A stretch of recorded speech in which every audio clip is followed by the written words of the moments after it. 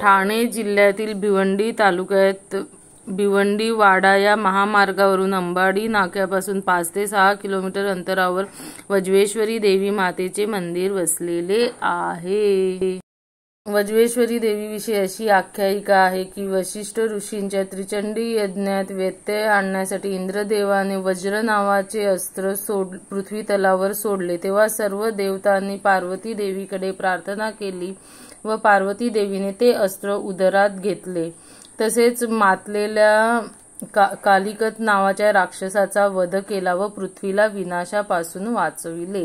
म्हणून या देवीचे नाव वज्रेश्वरी आहे, कारण तिच्या उदरात वज्र असल्यामुळे तिला वज्रेश्वरी असे म्हटले जाते।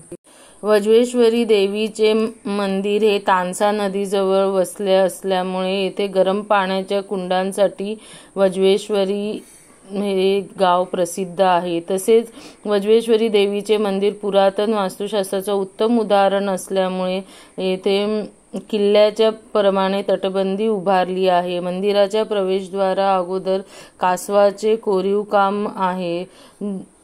येथे विष्णू देवतेची कूर्म रूपातील अवताराची पूजा केली जाते। मंदिराचे 3 भाग आहेत। प्रथम सभामंडप आहे, दुसरे गर्भगृह आहे व तिसरे आतील गर्भगृह मुख्य गर्भगृह आहे। चिमाजी अप्पांनी 1939 मध्ये पोर्तुगीजांकडून वसई किल्ला जिंकून घेण्याचे वचन म्हणून वज्रेश्वरी मंदिर बांधण्याचा आदेश दिला होता।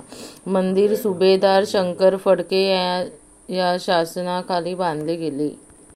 वज्रेश्वरी देवीचा डोंगर चढून वर गेल्यावरती तेथे गोदडे महाराजांची समाधी तुम्हाला दिसून येईल।